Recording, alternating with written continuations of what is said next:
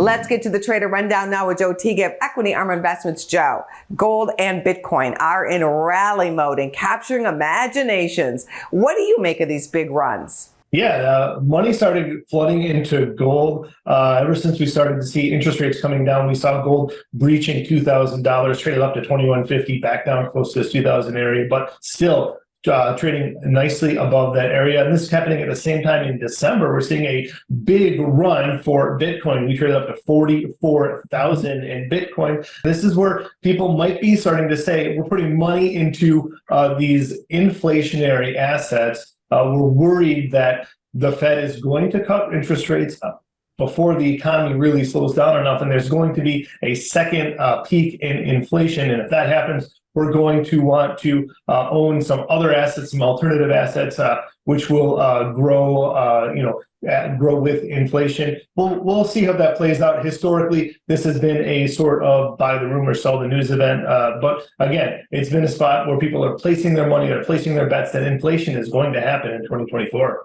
What would you rather buy at these levels, gold or Bitcoin? I like NVIDIA, of course. That also plays with the crypto. We have, the proof of share and all of that, which requires high power computing processors. NVIDIA historically has traded very correlated to Bitcoin. So that's one area I would like. But for me, Bitcoin, yes, I like the narrative. I like the story. I like the technology. But you can't tell me why Bitcoin is a value buy. If Bitcoin was at 29,000, a month ago, was it worth more? Was it a better value to buy now it's at 44,000? That's for me is the problem with all of the crypto. There is no really a value. There's no worth to it.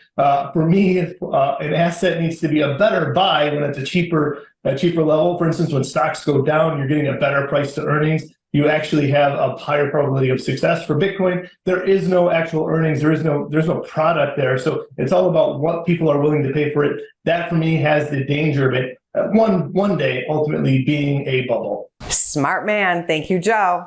Thanks for having me. Go to businessfirstam.com for where to see our show on TV.